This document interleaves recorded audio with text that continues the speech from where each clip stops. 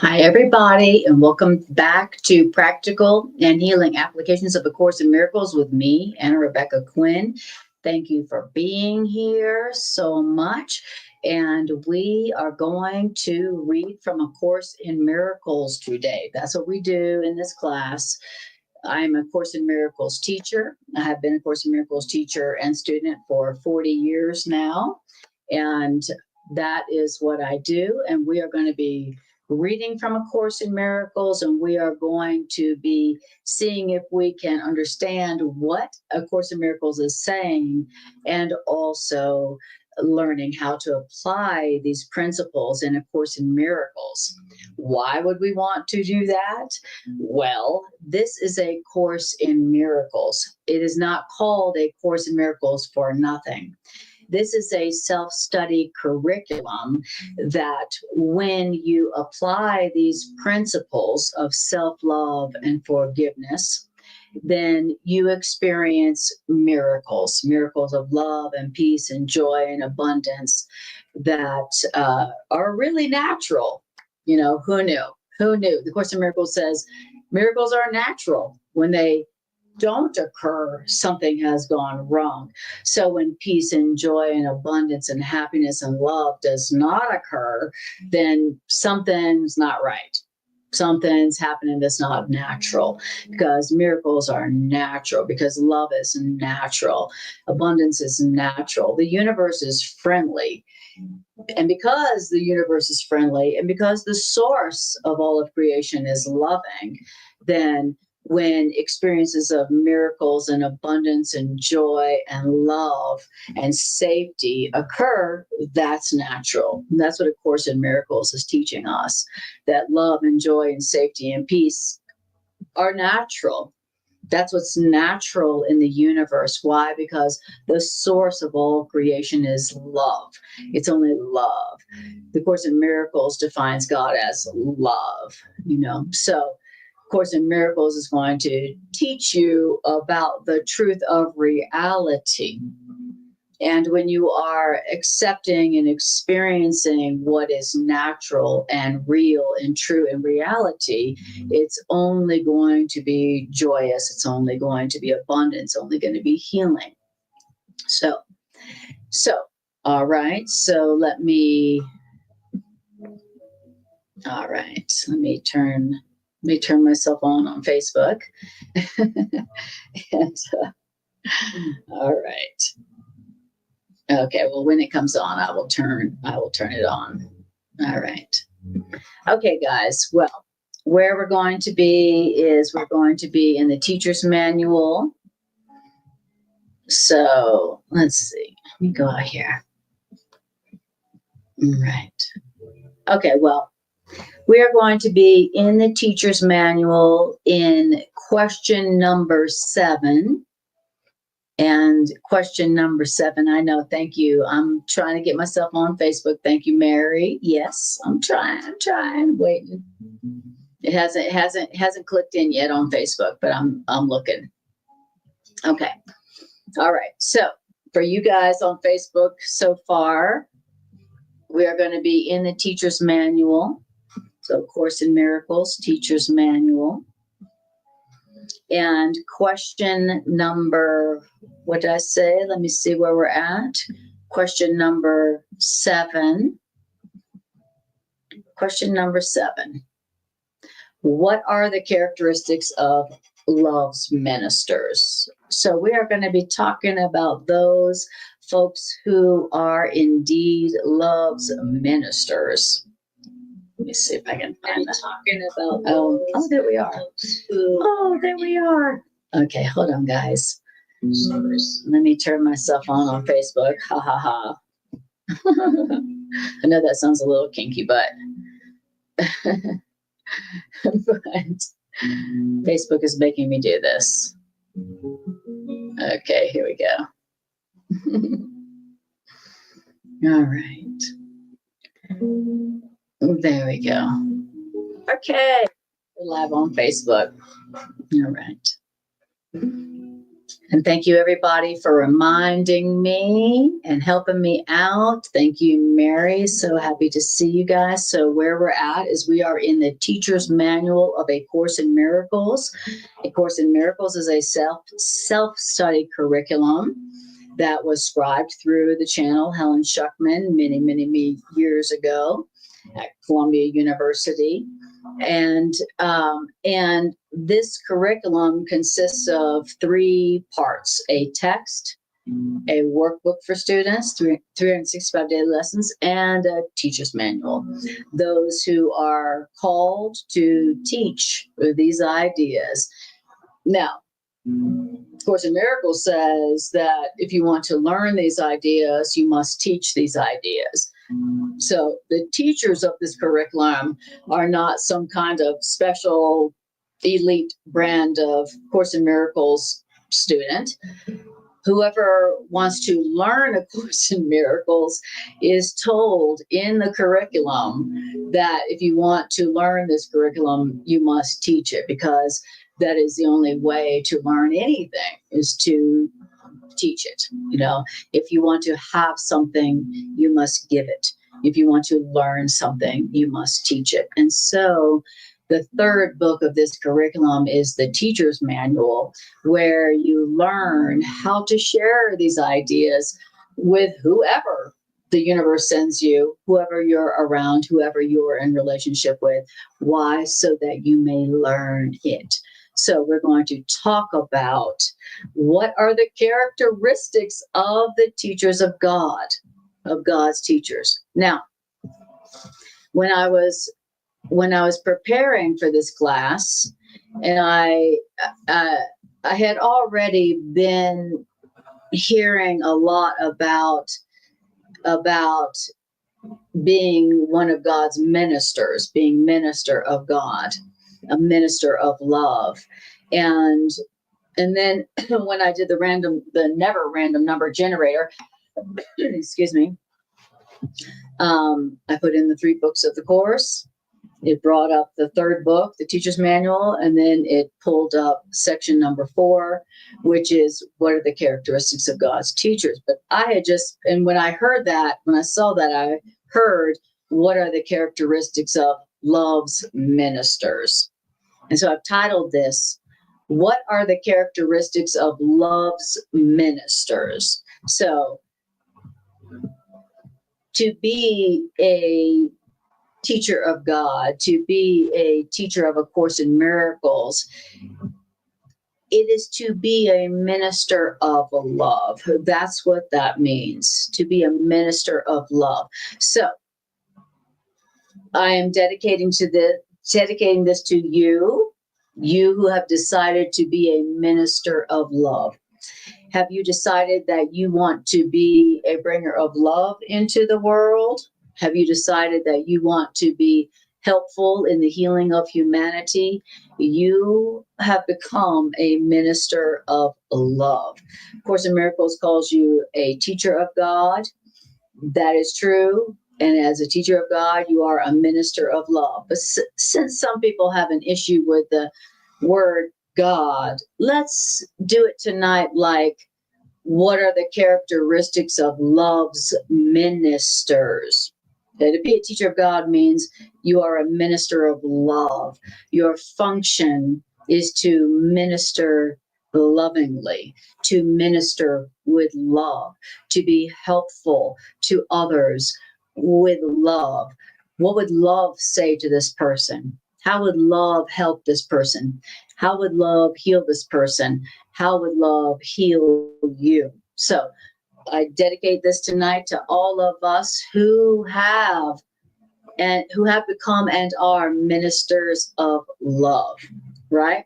So, great. I'm going to turn off my little heater here.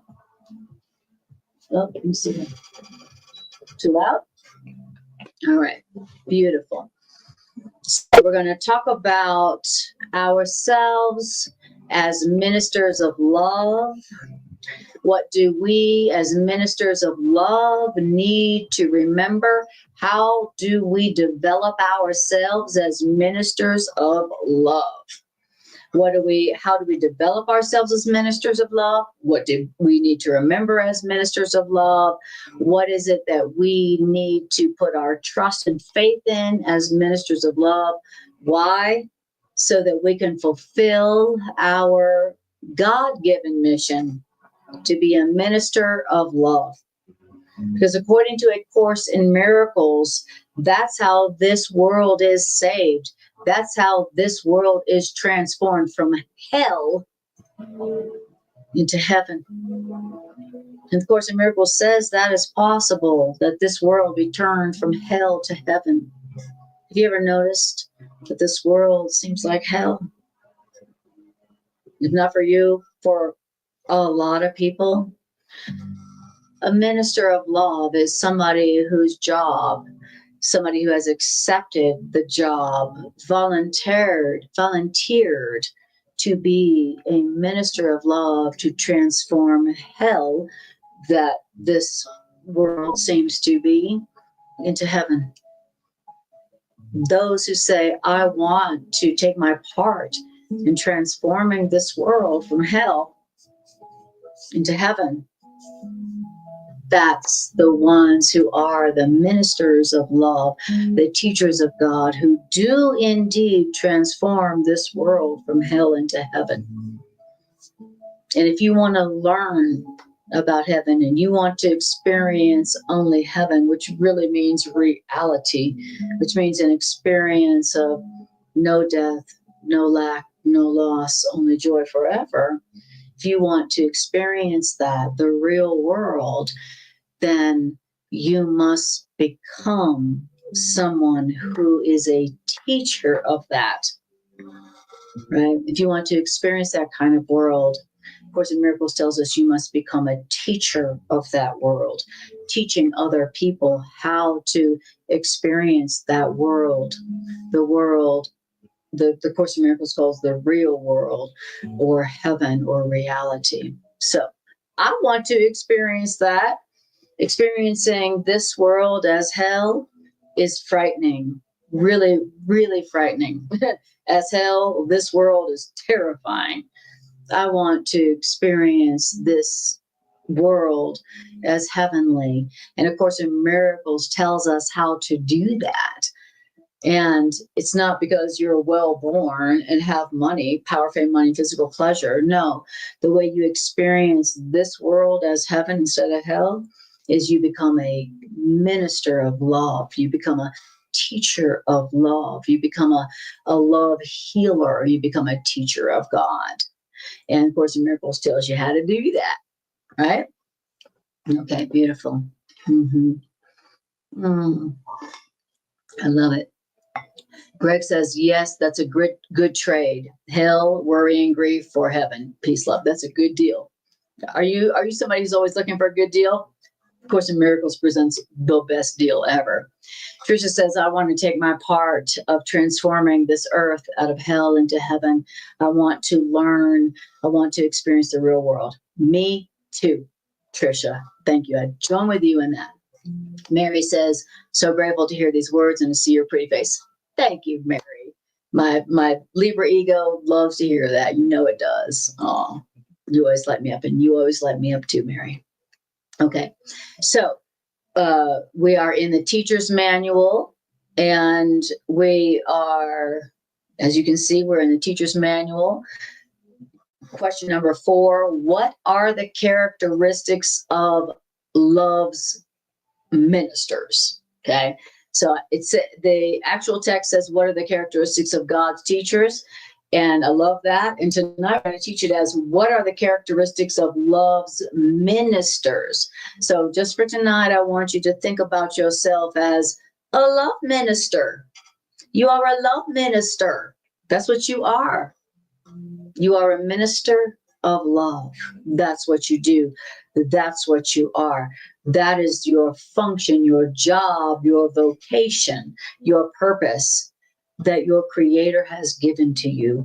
While you are here in this dream, while you are in this dream of fear and death, your function that will set you free from this dream is to become a minister of love, a healer of love. Okay? And so that's what A Course in Miracles says. If you want to turn earth into heaven and you want to experience earth turning into heaven, then you must take your place among the healers of the world. That's how you do it. That's how you transform earth into heaven. And that's how you experience heaven, even though you seem to be here on earth. All right.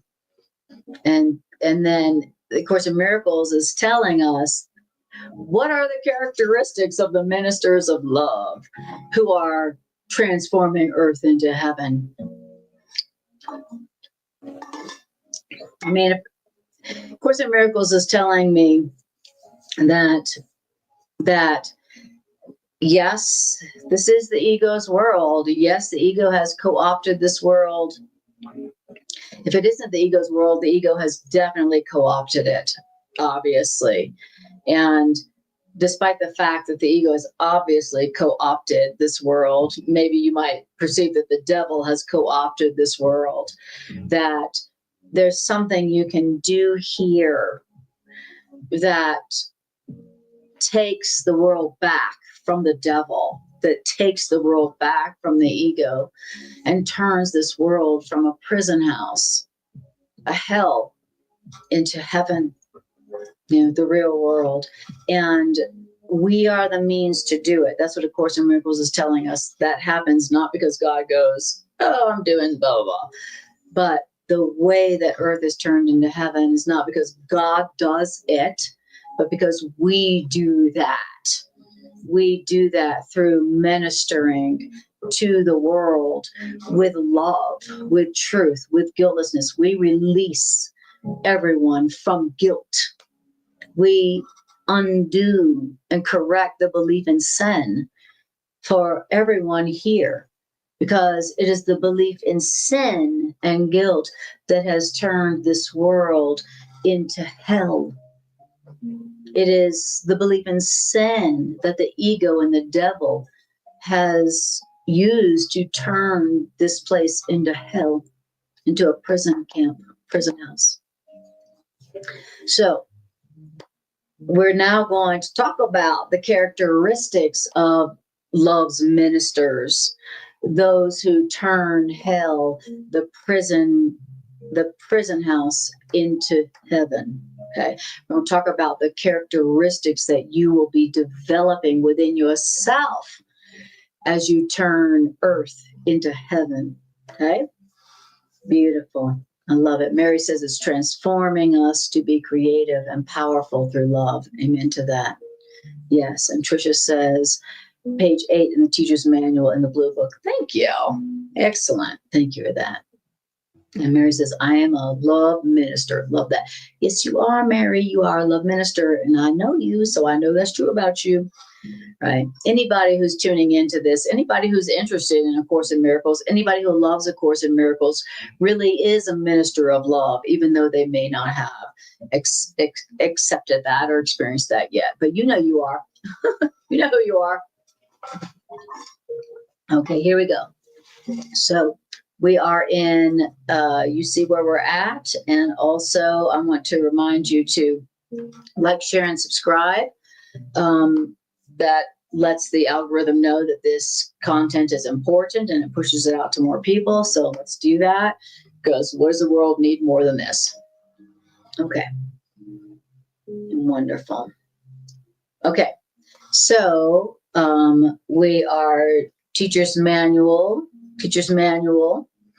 Question number 4. What are the characteristics of the ministers of love? Ready? Well, the surface traits of love's ministers are not at all alike. So you got all these ministers of love, and their surface traits are not at all alike. So love's ministers come in every color, in every form, from every race, from every religion or no religion. It don't matter. It does not matter. The ministers of love do not look alike to the body's eyes.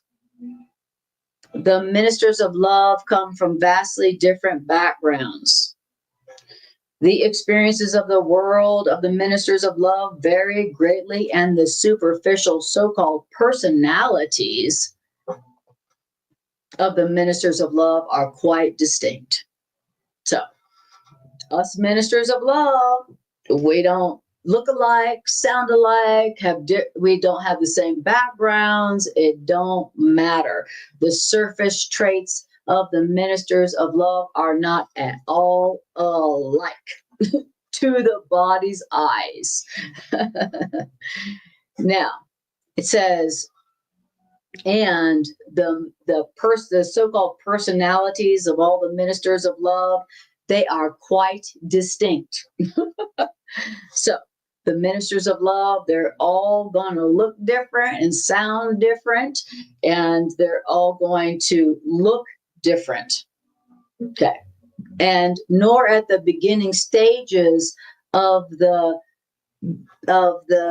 ministers of love functioning as teachers of love, they have not yet acquired the deeper characteristics that will establish them as what they are, as the ministers of love.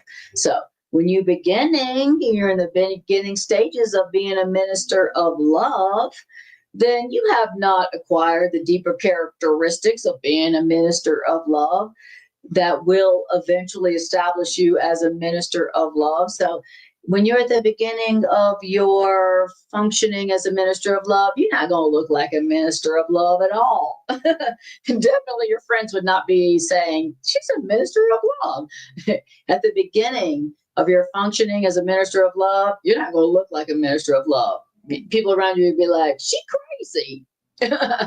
So don't worry that at the beginning of your functioning as a minister of love that you don't look like a minister of love. Don't worry about that. That's the way it is when you're at the beginning of your functioning as a minister of love. You're not going to look like one, okay? But that doesn't matter. That doesn't matter. You haven't yet developed the deeper characteristics that will establish you as a minister of love. So don't worry about that. Okay. All you need to know, though, you may not be functioning, you may not be functioning, you may not have developed the deeper characteristics of a minister of love at the beginning of your job as a minister of love, but God gives special gifts to the ministers of love. You know why? Because the ministers of love have a special role in God's plan for the healing of mankind. That's why. So even though you may not be acting and looking like, you may not have developed the deeper characteristics of a minister of love, it doesn't matter. What God has gives. God gives special gifts to the ministers of love. Okay. Because they have a special role in God's plan for the healing of mankind. So God's like, I don't care that you're not perfect as a teacher of love. I don't care. That's fine. I'm still going to give you special gifts by which you can minister lovingly to humanity. I don't care that you're not a perfect teacher. I don't care that you're not a perfect healer. I don't care. I'm going to give you special gifts, talents, and abilities to minister lovingly to humanity, even though you're just at the beginning of your career, your function as being a teacher of love, a minister of love. That's what A Course in Miracles is telling us. It doesn't matter that you're not a perfect teacher of love yet. It doesn't matter. God's still going to give you gifts of ministering lovingly to humanity. And whether that's a gift of teaching or a gift of art or a gift of healing or a gift of whatever, God's going to give you some special gifts by which you can minister to humanity lovingly. Even though you haven't developed the deeper characteristics of being a minister of love, it does not matter. As soon as you say, I want to take my place among the healers of the world. I want to be helpful to humanity. I want to help humanity. And God gives you special gifts. Now, then it says, now remember that your specialness, the special gifts that God gives you in your functioning as teacher and healer to the world, the special gifts that God gives you, they're just temporary, because all specialness is temporary. The specialness, the special gifts you are offered by God, they're just temporary special gifts, because it says that your specialness is temporary. It says your special gifts, of course, are temporary. Why? Because your special gifts are set in time as a means of leading out of time. So God's going to give you some special gifts that are going to lead you and everybody out of time. Now, these special gifts that God is giving to you as a minister of love, these special gifts that God is giving to you to minister to humanity in love, these special gifts are born in the holy relationship to which the teaching learning situation is geared. And these special gifts of teaching, they are going to become characteristic of all ministers of love who have advanced in their own learning. I just love hearing that. And then it says, in this respect, all the ministers of love are alike. So all the ministers of love are alike in that God is going to give them special gifts of teaching and healing. Now, these special gifts are only temporary because, God gives equally to everyone. God gives equally to everyone. And so the people who decide that they want to be demonstrators of love, they want to be ministers of love, they want to be helpful to humanity, they receive special gifts of teaching and healing, because their purpose is the healing of everyone, of all humanity. So it seems like they're given special gifts, but the truth is that God is giving all these gifts to all of creation equally.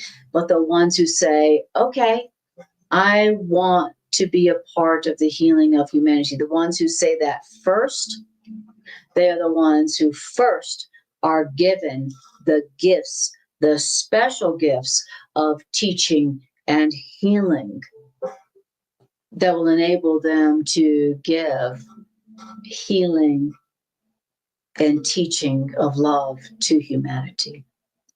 All right. I mean, to me, being a minister of love has the ultimate benefits package. No, you want to talk about a retirement package, a benefits package? There's no better benefits and retirement package than the one that comes with deciding that you want to be a minister of love for humanity. And honestly, what does humanity need more than beings who say, I want to help humanity. I want to help humanity awaken from the slavery of fear and sin. No. What higher calling could you have? What higher function could you have? And of Course in Miracles is telling us that whoever has that mission is someone who is given special gifts from God that enable that person to teach and bring healing to humanity in a very unique, special way. Now, of course, it's also, of course, it's telling us that it's not like God's like, I give this to you, but not to them. No, it's not like that. It's like God is giving the same to everybody.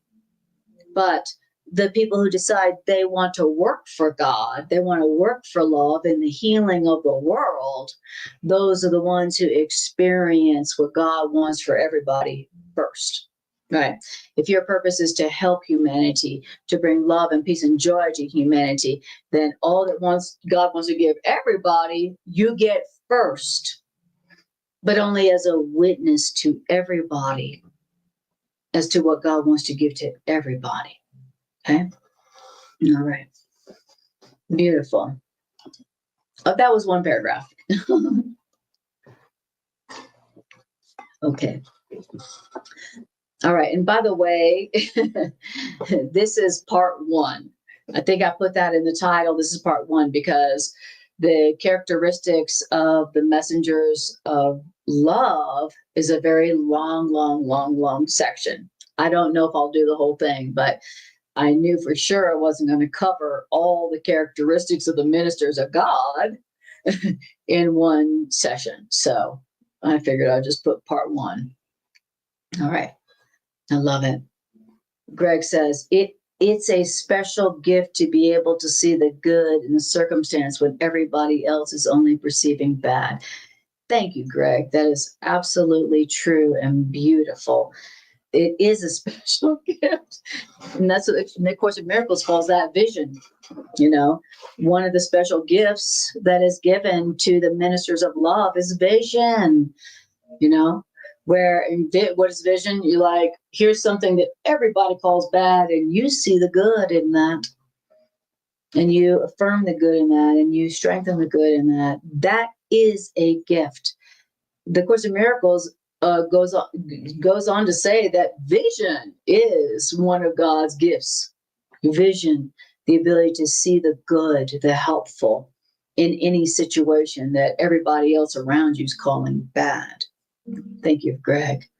Or to see the light in another. It's a gift also to see the light in another, even when they themselves cannot perceive it. That is also a gift of vision. Exactly. Thank you, Greg. Oh, my husband's so wise. All right. Okay, so that was one paragraph that we did. Then now we're going to go on to paragraph 2.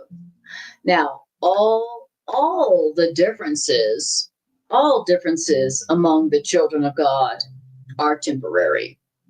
So any difference that you see between anybody, all the children of God, all the Jews of God, all the children of God, any differences that you see among the children of God are temporary. Nevertheless, in time, it can be said that the advanced ministers of love have the following characteristics. Okay, so all differences between the children of God are completely temporary, but we can say that the advanced ministers of God have what? Have the following characteristics. Okay, so here is the characteristics that are being developed in you as a minister of love, a teacher of love, a healer of love. Here are the characteristics that you are developing as a teacher, as a healer, as a minister of love, as a teacher of God. Okay, so this is your job. This is your vocation. It is the developing of these characteristics within yourself. Now, don't forget that when you decide that you want to be a teacher of love, that you want to be a healer of love, you want to be a minister of love, you want to be a teacher of God, and you have decided that's what I want to be, don't forget, you are given special gifts. You are given special gifts. And special gifts that are definitely being given to everybody, but special gifts in that you are willing to do it for everybody. And so you are given special gifts because you are willing to do it and to share it with everybody. That's what makes you a teacher and a healer for humanity. You want to give teaching and healing to all of humanity. That is what makes the difference between someone who's not decided yet that they want to be a teacher of humanity and somebody who has decided that they want to be helpful to humanity, even though they have no idea how to do that or what to do for that. That is the distinction here that distinguishes somebody who has become a minister of love, a teacher of God, a true healer for humanity, and somebody who is not, right? So that's the only thing that makes that distinction. Now, the characteristics of those who have decided they want to be a teacher and healer for humanity, the first characteristic that they must develop in their functioning, in their job, in their vocation as a teacher and healer for humanity is, drum roll please, trust. Trust is the first characteristic that the teachers of love, the healers of humanity, the ministers of love, the teachers of God must develop. So for you to take your part in the healing of humanity and fulfill your function and receive those special gifts from God, to do that is you must develop trust. Trust. Trust in what? Trust in what? Well, it says trust. Number one, first characteristic that a teacher of love, a minister of love, a teacher of God must develop so they can fulfill their function as a teacher and healer to humanity. The first characteristic you must develop, number one, is trust. Why? Why is that? And what is it that we're to develop trust in? Well, trust is the foundation on which your ability to fulfill your function as a minister of love, healer to humanity, rests. The first characteristic to develop as a teacher and healer to humanity is the characteristic of trust, because trust is the foundation of your ability to fulfill your function as teacher and healer to humanity. Then it says, perception is the result of learning. Perception is the result of learning. How do I perceive? Oh, according to how I've learned. In fact, perception is learning. Why? Because cause and effect are never separate. And so the ministers of love, they have trust in the world because the ministers of love have learned that the world is not governed by the laws the world made up. I just want to stop there for a moment. The healers of humanity, the ministers of love, they have trust in the world. They're not worried about what's going on in the world because they know, they've learned that what happens in the world isn't governed by the laws of the world. That what happens in the world is governed by a power that is in them, but not of them. That's what they've learned. So the ministers of love, the teachers and healers of the world, they've learned that what happens in the world is not governed by the laws of the world, certainly not governed by the Constitution, but that what happens in the world is governed by a power that's in them, but not of them. That's what they've learned. And that's why they have trust. That's why the teachers and the ministers of love, the teachers of humanity, the healers of humanity, they walk the world in trust. They know what's going on isn't coming because of the laws of the world. They know that what's happening here is because of the power that's in them, but not of them. Wow. And that's how you fulfill your function as a teacher and healer for humanity. You realize that what's going on here is not happening because of the laws of the world. It's happening because of what's happening in here. That's what the teachers and the healers of the world know. And so they have trust. They have trust while they're walking through the world. Now, to walk through this world full of trust, which means full of peace, means that you know that, hey, what's going on here, that's determined by the power that's in me, but not of me. I don't have to worry about what's going on in the world. I'm not worried about that. That is that's the first characteristic that a teacher and a healer for this world has to develop. Trust in the world. Trust that what's happening here is not being guided by the laws of the world, but the power that's in them, but not of them. Okay? That's the first thing that we got to develop as teachers and healers for the world. Yes. And like Greg says, I must trust that all things are working for good. Exactly. That's what we're talking about. When it appears otherwise, truth is needed when another appears guilty, but truth says otherwise. Exactly.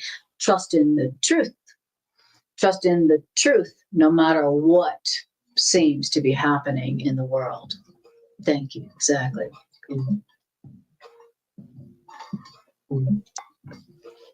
All right.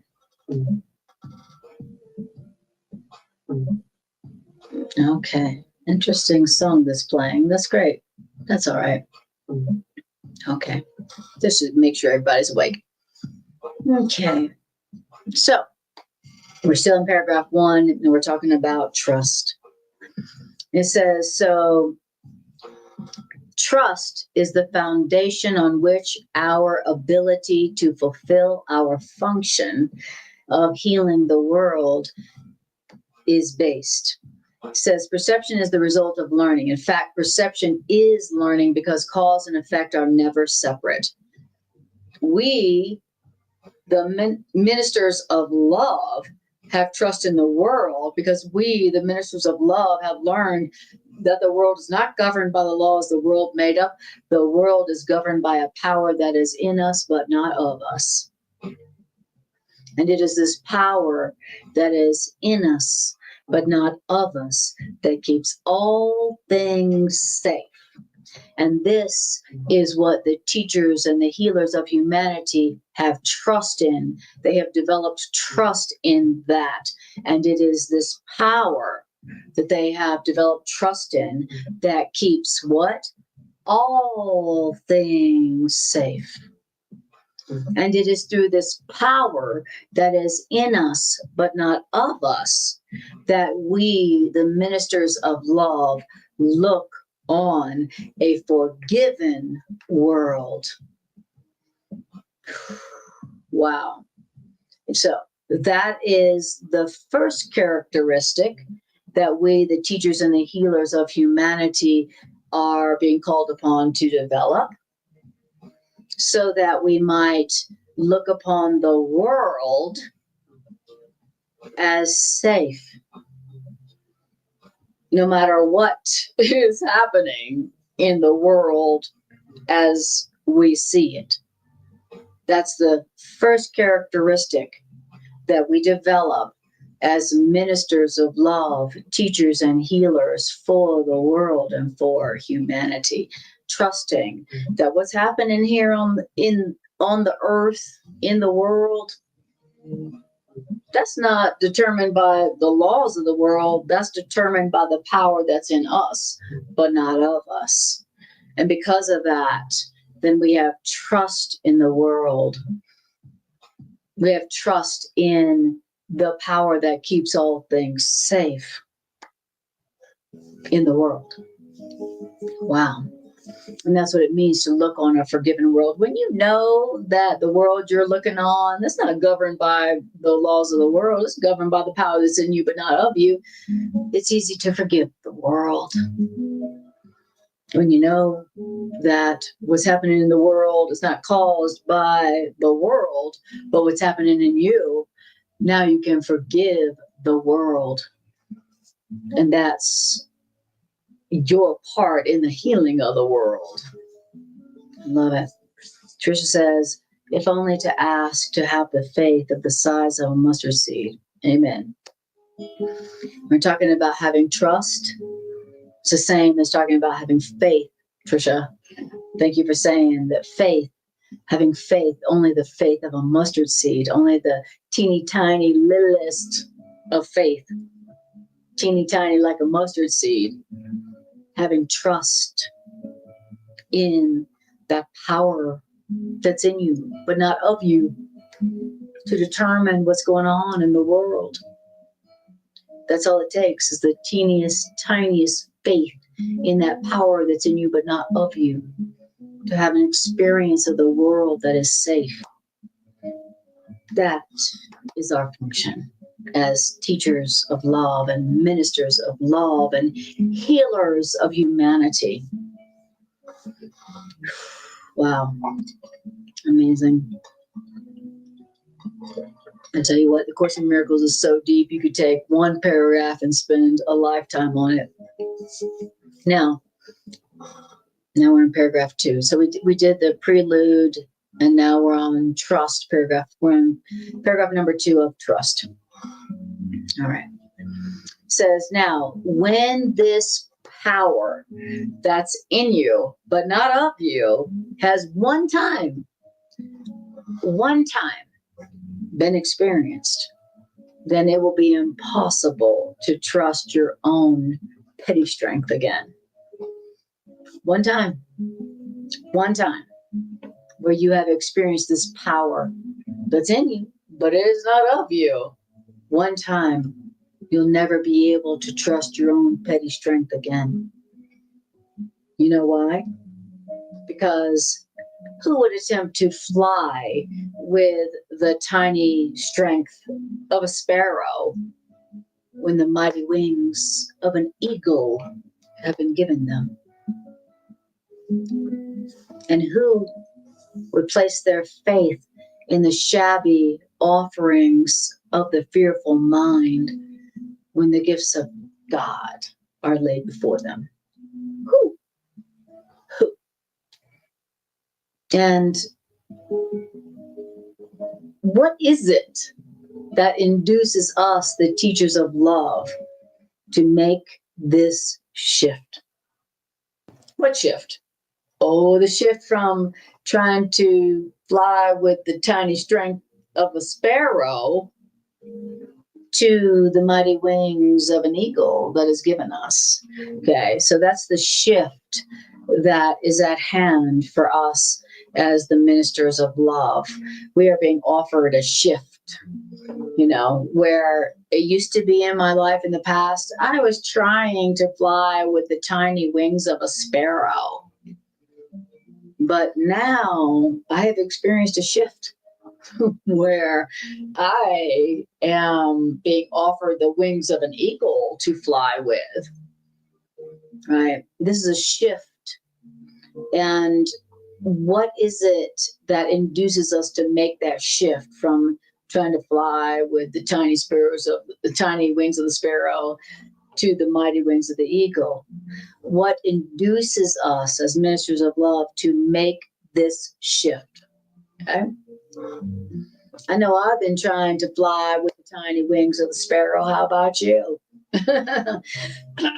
And crashing and falling back to the earth. And then, I love it. Greg says, a little willingness. Mm-hmm. And Trisha says, just a tiny willingness, a tiny idea that trusted faith. Exactly. Okay. So Here's the question. Okay. Here's the question for us ministers of love, us teachers of God, whose function is to take our part in the healing of humanity. Now, here's the first thing that we have to do as ministers of love in our development of the trust that enables us to take our part in the healing of the world. Here's the first part. Here's what induces us to take our part in the shift of us trying to fly with the tiny wings of the sparrow to us flying with the wings of the eagle. Here's the first part of that. Ready? Okay. Remember the shift, the question? What would induce us to make this shift from trying to fly with the tiny wings of the sparrow to flying with the mighty wings of an eagle? What induces us to make this shift? Well, it's this. First, we must go through what's called a, quote, period of undoing. That's right. What's the first part of my shift from trying to fly with the tiny wings of the sparrow to the wings of the eagle? The first thing that's got to happen for me to make this shift is that I go through a period of undoing. All teachers of love, all teachers of God, all ministers of love, all healers of humanity, first must go through a period of undoing. Oh, I knew there was a catch. Yes. Once you have decided to take your place among the healers of the world, now you're going to go through a shift.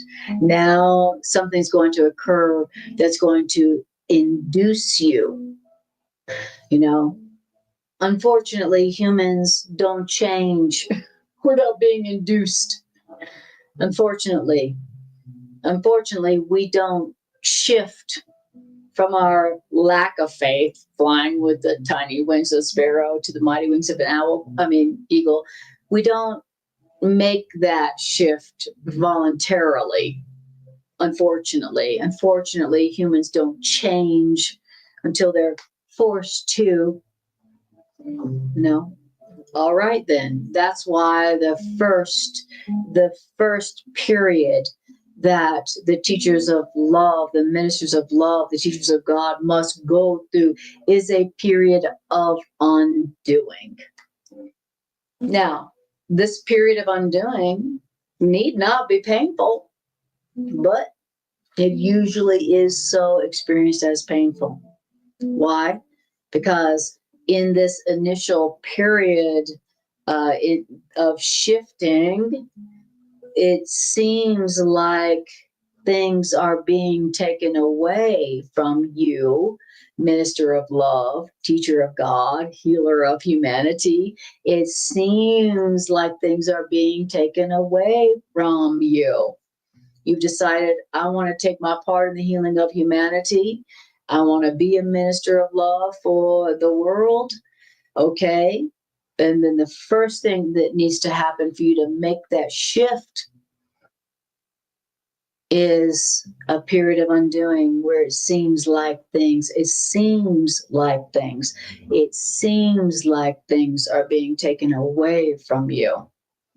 Now, it seems like that because it is rarely, and I mean rarely, understood that what's really happening is that nothing's being taken away from you. It's just that what you used to value, you're recognizing that it has no value. That's what's really happening.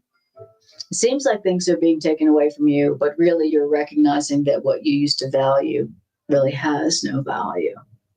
But until it's taken away from you, then you aren't in a position or a perspective yet where you can realize, oh, not only did that not have any value, it was keeping me from remembering why I'm really here and what I'm here to do, which is the only thing that can fulfill me. Okay. Right. At first, it seems like things are being taken away from you and you don't realize, what's being taken away from you? That which you have been valuing, that is not why you're really here, and it's been delaying you, right? That's the first thing that happens.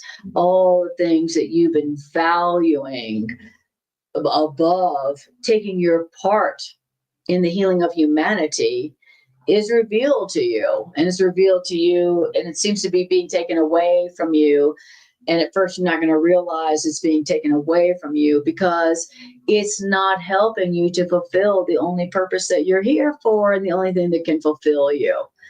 You don't realize that at first. You go, oh, this is terrible. Oh my God, I'm in crisis. This is horrible. This is a trauma. Okay. So the first part in you really truly accepting and embodying your function as teacher and healer for humanity is that all the things that you've been valuing above that seem to be being taken away. And you're like, oh, this is terrible. Not realizing that, you're being saved right now. You're being saved from all those things that you were valuing besides taking your part among the healers of the world, which is the only thing that can fulfill you. So at first, it seems like things are being taken away at the beginning of your functioning as teachers and healers for humanity. Okay. Now, thank you. And then Greg says, I need to undo by Spirit's help in my interpretation in exchange for God's interpretation. Trade hell for heaven. Trish says, OMG, the greater undoing. Holy bag of cat's claws. When have you ever given up anything without exactly? I love that. Remember that saying. The only thing I ever let go of had claw marks on it. Exactly. Amen. Being saved. I'm so light now. This is so beautiful. Beautiful. Wow. So beautiful. Okay. All right. So we're talking about your journey as a teacher and healer for humanity, and of course, in Miracles is telling us that all the teachers and healers of humanity there's characteristics they must all develop, right? So whether you come from atheism or this religion or that religion or no religion or whatever, in your career of becoming a teacher and healer for humanity, which is truly the only career that will ever truly fulfill you and bring healing to you. In whatever way you do that, there are characteristics that you must develop within yourself to become that teacher and healer for humanity that eventually brings you your fulfillment, your happiness.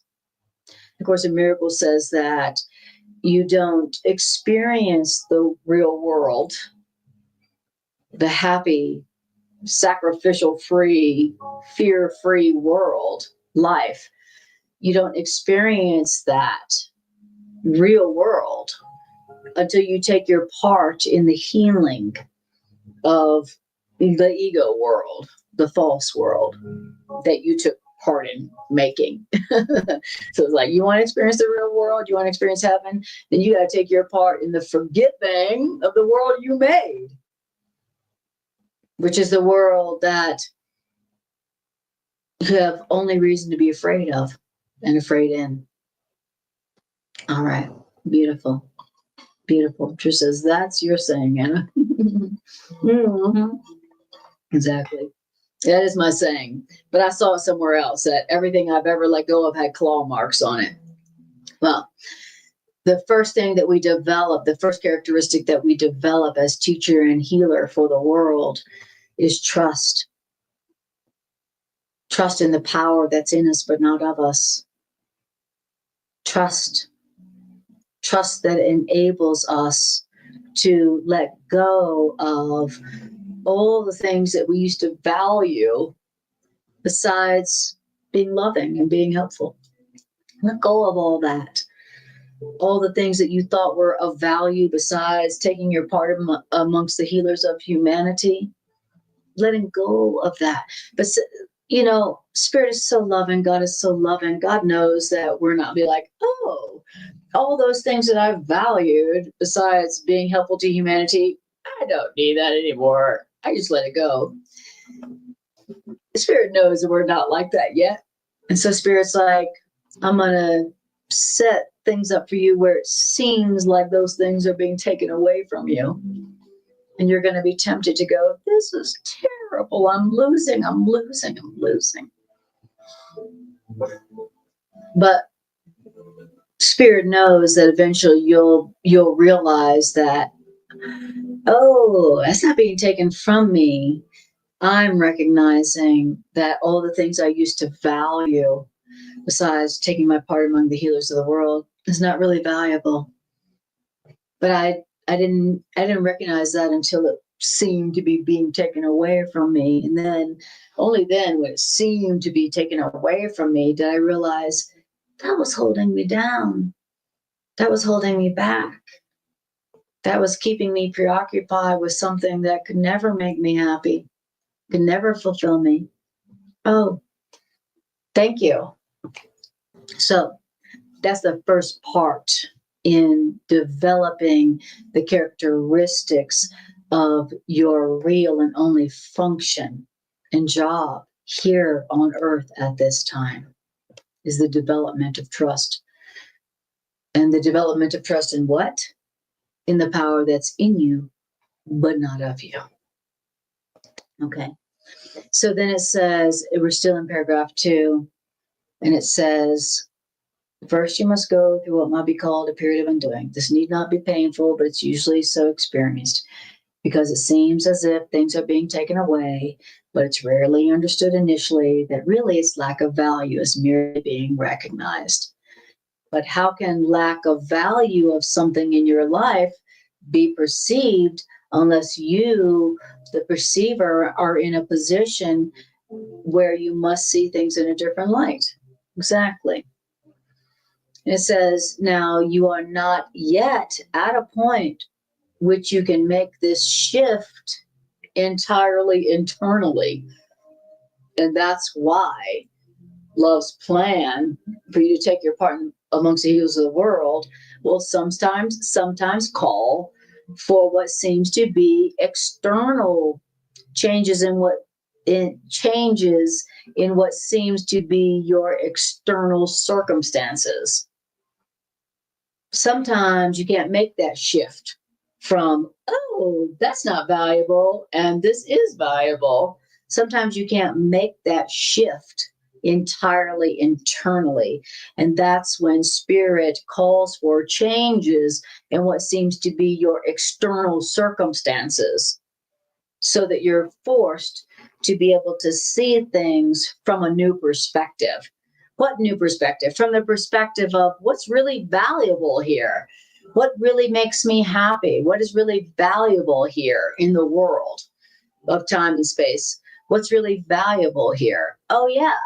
What's really valuable here is not that thing, but what's really valuable here is me taking my part in the healing of humanity by learning how it can be helpful to humanity. Okay? Until you lose those things that you were valuing that were different from that holy purpose, until you lose those things that you were valuing instead of fulfilling your function, until you lose those things, seem to have them be taken away from you, you're not in a position where you can go, no, that's not really valuable anyway. That's not really what I'm about. And if those worldly values hadn't seemed to be taken away from me, I would have never realized, oh yeah, what really has value to me is how can I be helpful? And Spirit, help me to develop whatever it takes to be helpful here. That's really what's of value. But I couldn't come to that awareness and that prayer if what I thought had value in my life didn't seem to have been taken away from me. That's what this is saying. So, I always say, we always cry when we're being saved. Well, we always cry when we're being saved. Whenever what we were falsely valuing and was distracting us seems to be being taken away from us, we always cry, oh, this is so terrible, I'm losing.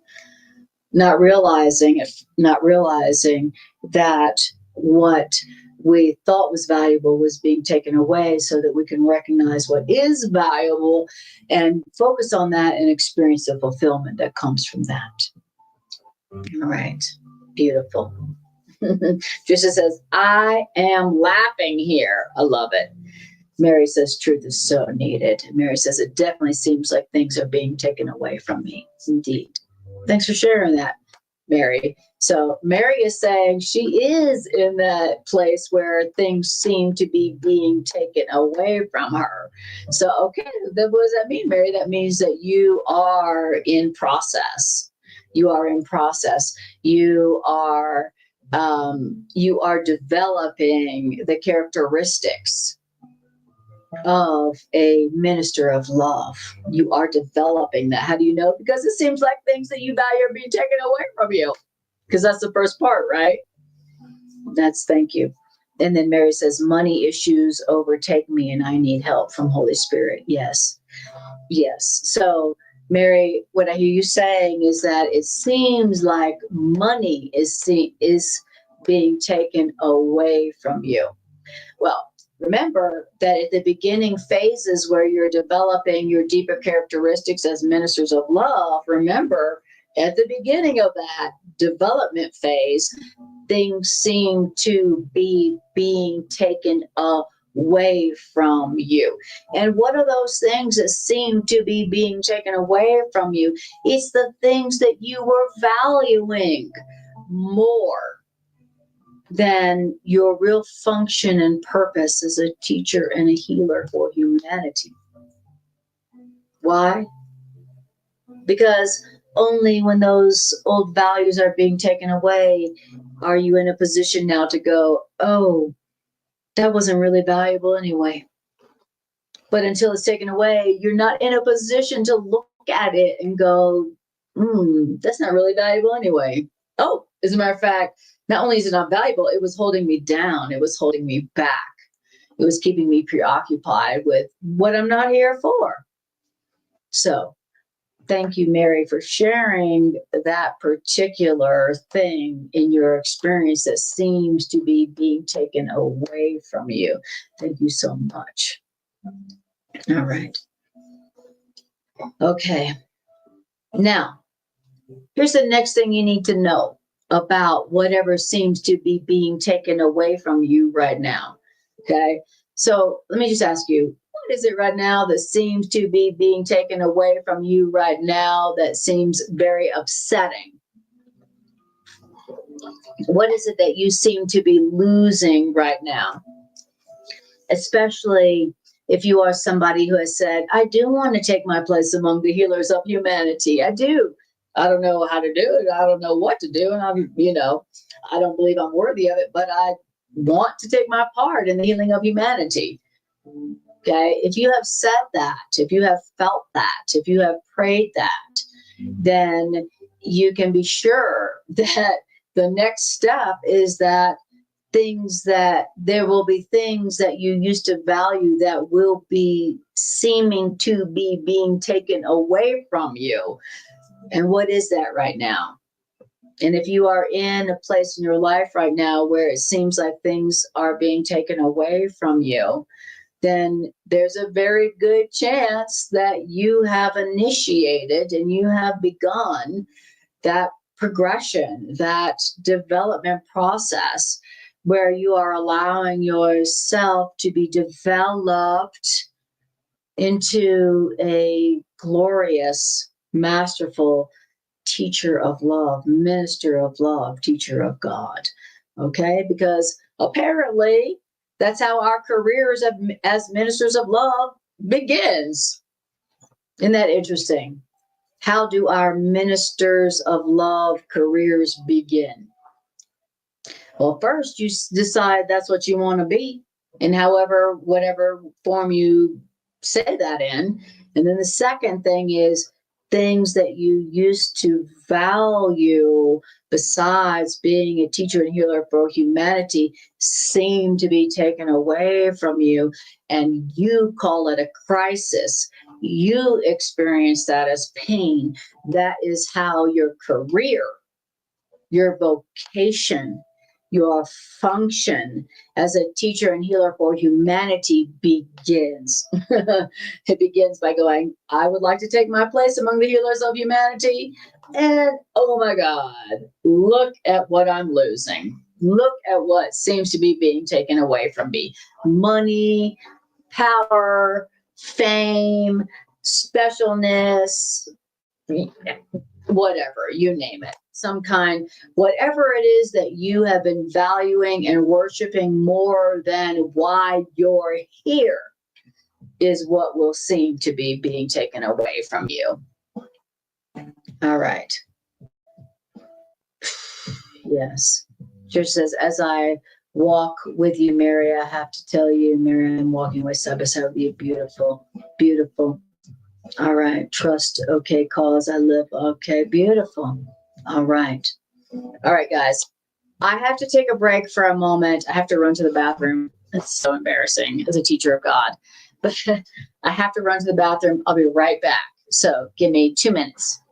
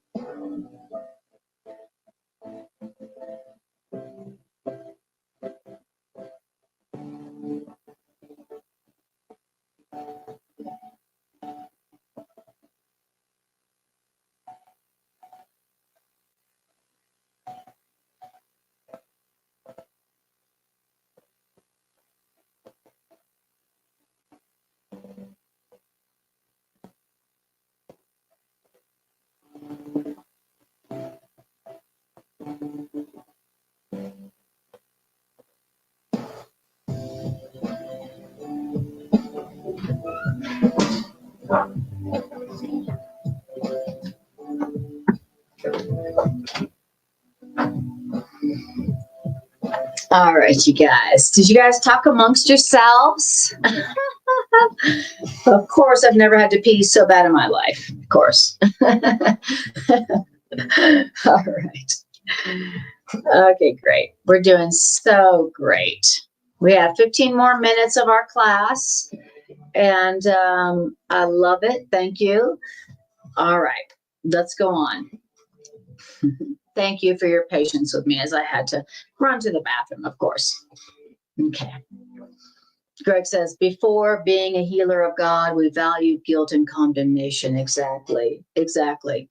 And thank you for saying that, Greg, because what are some of the things that we used to value more than being a teacher and healer for humanity? What are some of those things?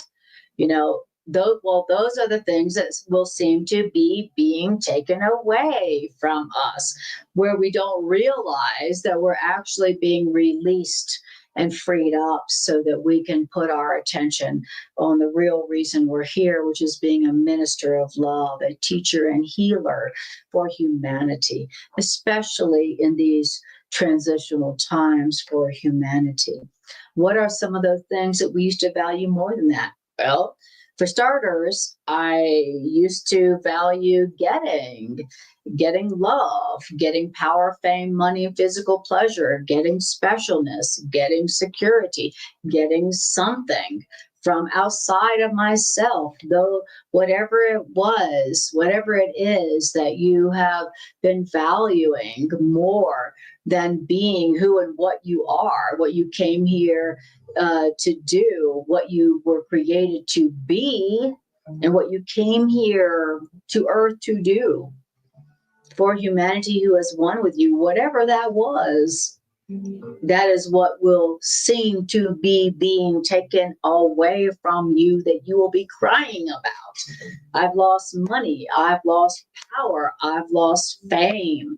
I've lost security. I've lost whatever, So that is what happens at the beginning of your career, your vocation of being a teacher and healer for humanity. And the Course in Miracles is telling us that that is, if you're here, that's why you're here, right? Maybe you came here because of what A Course in Miracles says was our initial motivation for coming here, was to run away from God, run away from our true self, our true power, our true peace. But if you're here, then even though that may have been your initial original intention for coming here, but now your purpose for being here is to give the love and the healing and the release from fear and guilt that sets everyone free and transforms this place from hell into heaven. And when you decide that you want to take your real function as a healer and a emancipator of humanity from the slavery of fear and guilt and sin, these are the characteristics that you will begin to have developed for you within you. This is the process. All right. Beautiful. All right. Oh, my goodness. My goodness, my goodness, my goodness. I just want to tell you guys that starting next month, if you watch me on Facebook, I'll only be broadcasting from my new Facebook page. So if you like to watch this class on Facebook and you're wondering where I've gone next month, then just know that I've gone to my new Facebook professional page, which is Anna Rebecca Quinn, Teacher, Healer, Visionary. So if you want to see me on Facebook come next month, which would be May, then that's where I'm going to be. All right. I'm going to be at my new Facebook page, Anna Rebecca Quinn, Teacher, Healer, Visionary. So go look for me, follow me on that page. And because that's where I'm going to be on Facebook starting May 1st, which is just a few days. I will continue to be broadcasting on my YouTube channel as usual. So just wanted you to know where to find me. And also, if you would like to experience and be able to access my classes, my Course in Miracles recordings, my writings, if you would like to schedule a miracle psychotherapeutic session with me, then the best place to do that is to go to my website, divinerevolutionarq.com. That's a way to join this ministry community and access. I'm as of next month, which is only a few days, my classes will be available through there. Being a member, you don't have to pay to be a member, but that's how you will access my older classes, my writings, and also my Course in Miracles recordings. I am recording A Course in Miracles right now for the upteen time. I started recording A Course in Miracles when I was 19 in my own voice on cassette recorders. And I record the Course in Miracles because it enables me to take the Course in Miracles and remember it more deeply within myself. It's a way to put it into my own memory. And uh, and also I record the course so that I can listen to the course in my own voice, and so that I can listen to the course when I need to. So my Course in Miracles recordings, it's a series called Songs of Freedom. That's what Course in Miracles calls itself. The ideas in the Course in Miracles, the Course in Miracles calls Songs of Freedom. And so I am recording a series called Songs of Freedom, where I'm just reading the course to beautiful music. And that will be available only to members through my website, Divine Revolution ARQ. So go check out my website, become a member. And the other thing that I'm doing with the members of my website, Divine Revolution ARQ, is once a month, we're going to do a Zoom call where we just talk Course in Miracles. Course in Miracles questions, Course in Miracles revelations. We're just going to talk about A Course in Miracles with each other. So that'll be actually twice a month for the members of my website. So go check that out, and I look forward to connecting with you guys on Zoom, and I look forward to you being able to utilize and enjoy Songs of Freedom, my Course in Miracles recordings. All right. So great. And also,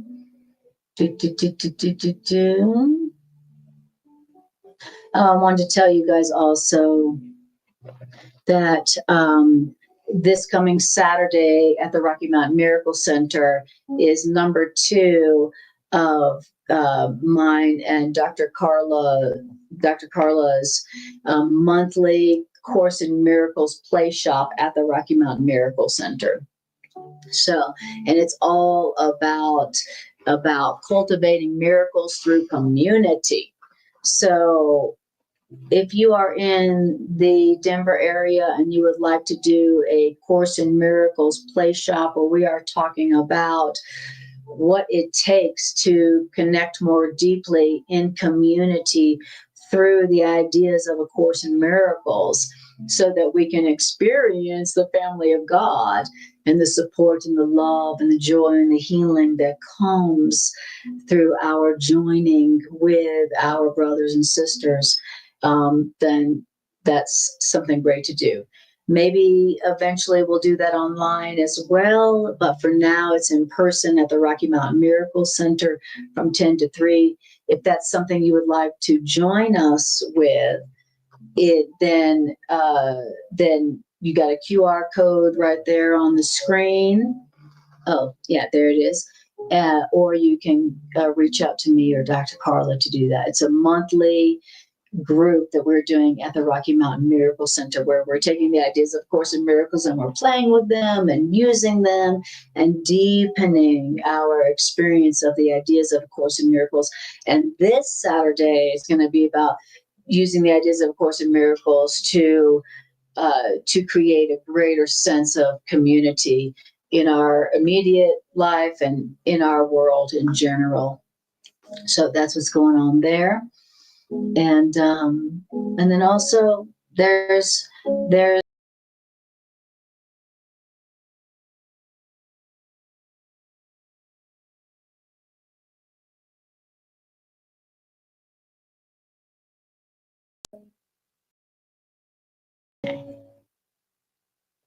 all right, let's go here. Let's see here. Okay. All right, there we go. Okay, great. So I just wanted to say those things to you. And also, then we'll just go here. Oh, there's my website. Okay, so we're just going to go for a few more minutes. We're going to go for 7 more minutes. And this is part 1 of the development of the characteristics of the ministers of love. So this is part 1. Now, it says that why is it that sometimes external changes are required required in the lives of the ministers of love. Why is that? That sometimes when you've decided that you want to be a minister of love, a teacher and healer for humanity, that changes in your external environment seem to be necessary, is because we are not all at the point at which we can make these changes entirely internally, and sometimes external changes are called for in our lives to help us make this shift. What shift? The shift from where we're trusting in ourselves and in the world to the point where we shift our trust to the power that's in us but not of us, to make the changes that enable us to take our parts among the healers of humanity. That's why sometimes changes are required in the external life circumstances of the ministers of love. Now, here's the thing that you need to remember about these changes. The changes that are happening in your life because you decided you wanted to be a minister of love, a teacher and healer for humanity. Here's the thing to remember about all these changes that have been happening in your life since you made that decision. Here's the one thing you need to remember about all those changes. It's this: these changes are always helpful. And I want you to tell yourself about all these changes in your life where it seems like what you used to value and what you used to think made you feel secure and safe seem to be being taken away from you. I want you to tell yourself this change is helpful. These changes are helpful.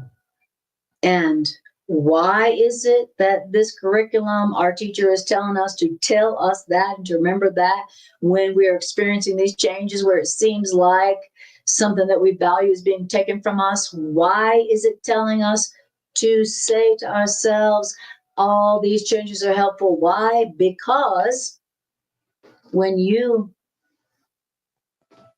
the minister of love, have learned this much, that all these changes are helpful, then you go on to the second stage of the development of the characteristics of being a teacher and healer for humanity. All right.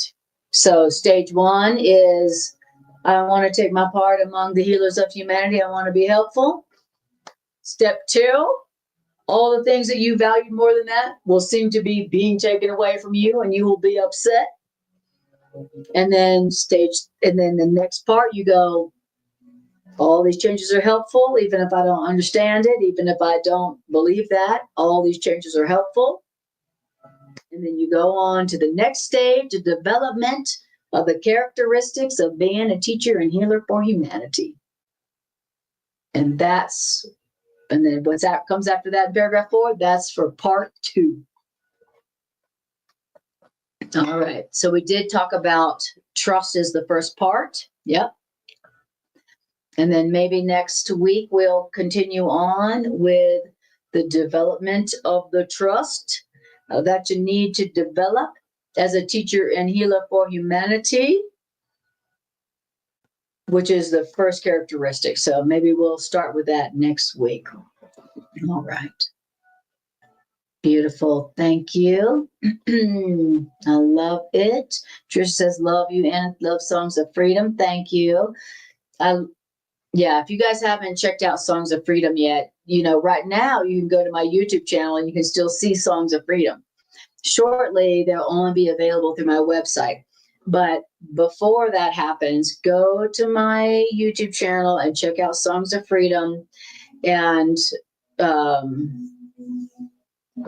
for me, that's one of my sweetest gifts to myself is Songs of Freedom, where I read A Course in Miracles to music that to me is beautiful.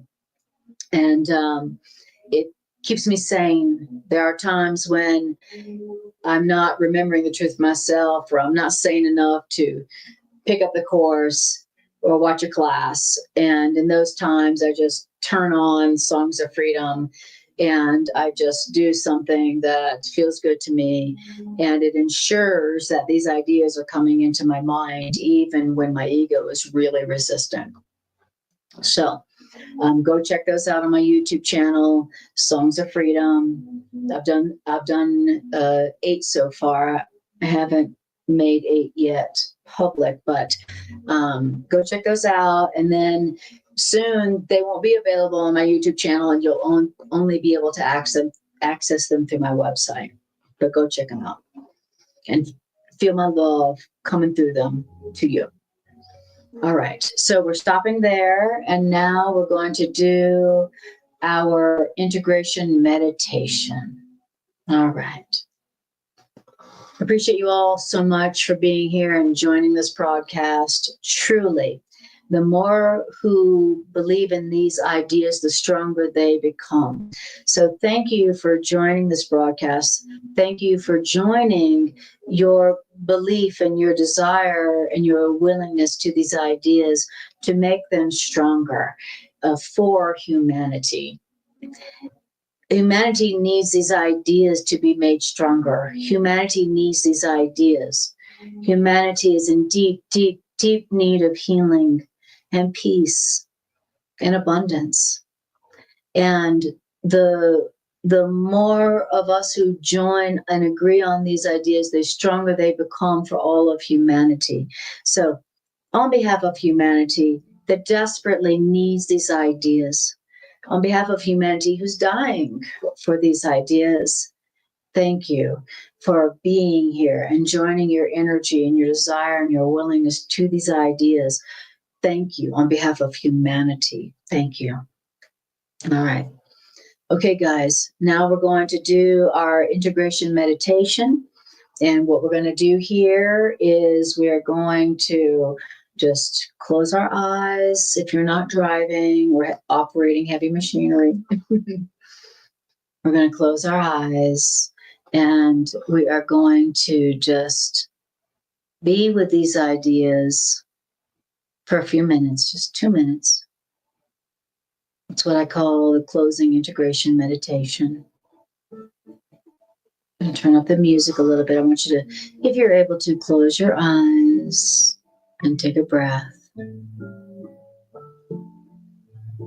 and breathe.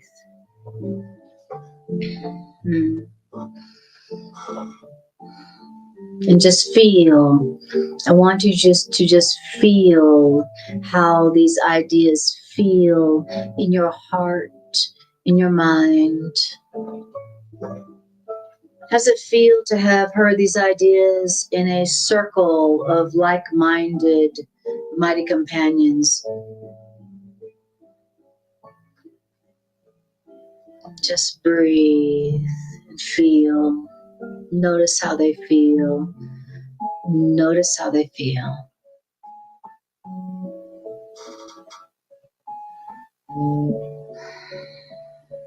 Just breathe. All right. Here we go.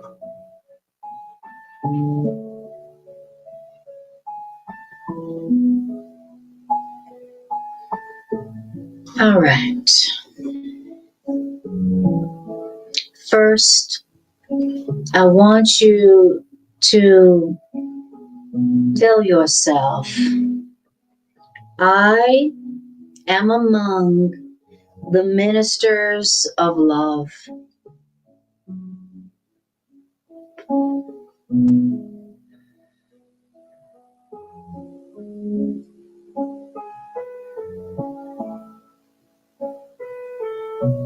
I want you to tell yourself, I have decided that I want to take my part in the healing of humanity.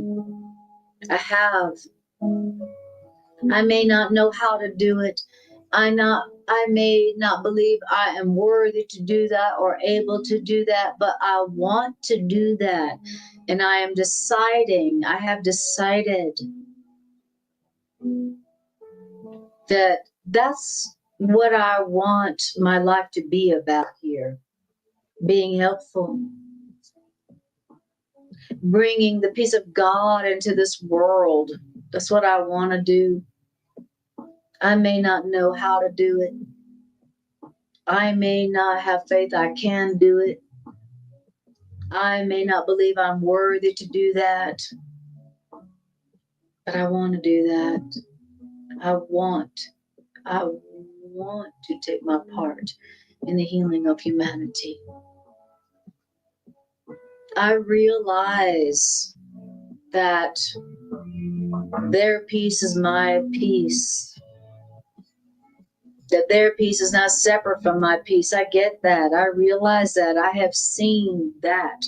Even in the smallest, littlest ways, I have seen that their peace is not separate from my own. I want to take my part in the healing of humanity, the release from guilt, the release from fear, the release from suffering for humanity. I get it. That's the only purpose that will make my life feel meaningful and will fulfill me as a soul. I get it. So that's what I want to do. I know I've had other purposes. I know I have valued other purposes in my life besides that. And they didn't make me happy. They didn't make me happy at all. So I've decided that all I want to do is take my part in the healing of humanity. The Course in Miracles tells me God has given me a part in the healing of humanity. And it's a part that the whole plan of the healing of mankind is not complete without. So I officially accept my part, my function as given by God in the healing of the world. I accept that. I don't know what it means. I don't know how to do it. But that's all right.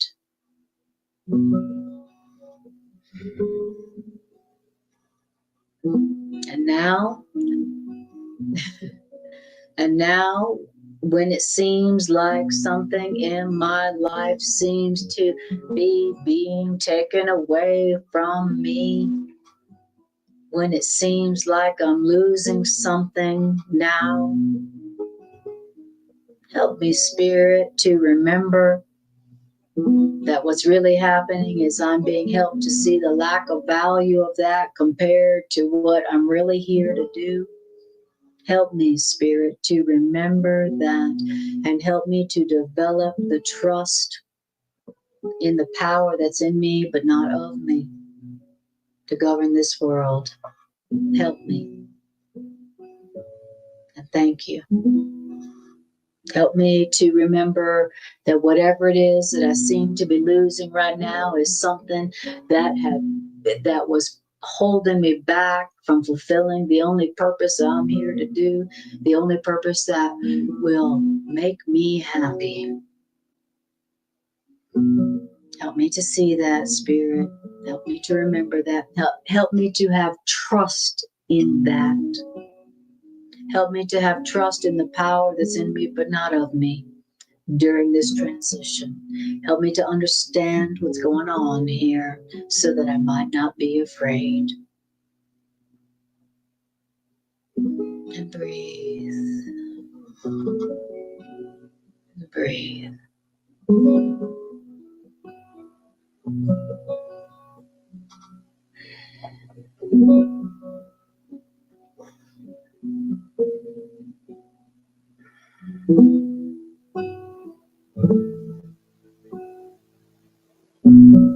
Don't forget that love's ministers are given special gifts